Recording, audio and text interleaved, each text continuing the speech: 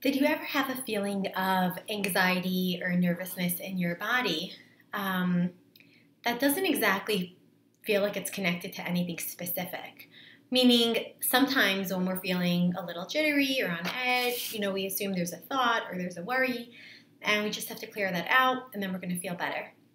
But sometimes there are times where like our bodies are sending us messages or signals of being on edge or nervous or a little agitated, and we're a little confused what that's about.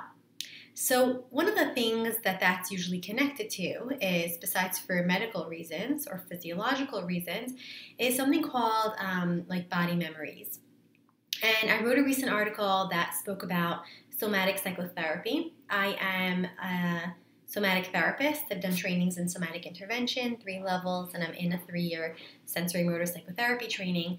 And what I love about the method, and we'll talk about it just in a second, is that it really addresses I've seen clients, it addresses symptoms from a bottom-up perspective. So sometimes I've worked with clients who have worked really hard on skills or been in therapy, and I myself have helped different clients, but some of the healing wasn't sticking for the long run. And so part of my desire in continuing training was about really helping clients experience relief, not just from the top down, meaning not just changing their thoughts and then the way that they think or their beliefs are changing from like a mind perspective, but also from a body perspective.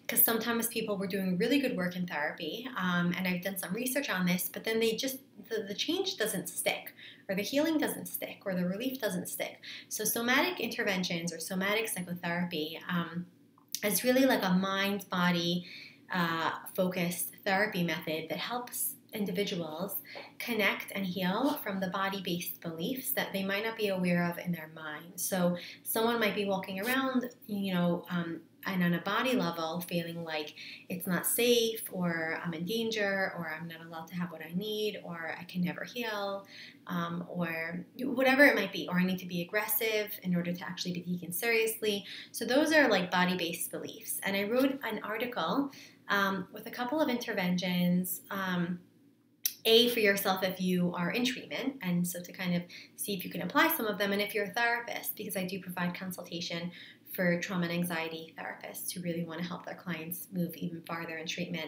So a few of the tips, I wrote about, one of the tips is developing somatic awareness, what somatic awareness is, because it's a foundational piece. To do somatic work, you want to first even give the language of what somatic awareness is, knowing how to, amplify sensations, get in touch with sensations, use the mind and the body and behavior, or even just sensation to drop into like a deeper level of a connection with your body in the here and now. Something I wrote about is resourcing. Lots of people in trauma work, in EMDR training, we learn a lot about resourcing. Any kind of trauma training teaches you about resourcing. It's really about strengthening the brain and body's ability to get in touch with something that's grounding and stabilizing and provides a sense of ease. That's resourcing. So, and one of the things about resourcing, sometimes clients aren't able to resource as well, which is coming up with a protective figure or a safe space. And one of the things that people who've gone through pre-verbal trauma, I'm not going to go into it at detail right now, is that we sometimes go up with like a secure state. So there's something called like, coming up with a self state, so a part of yourself, a time where your body, even if it was really, really little, like when you were a baby, where you felt kind of like connected just to yourself or connected to your existence. So I'm not going into details about that, but if you have a hard time resourcing, or if your clients have a hard time resourcing, that's okay. There's other ways to work with it. Whereas resourcing means getting in touch with the feeling of security and safety, which for people who've had pre-verbal trauma is sometimes hard to get to. They still can resource.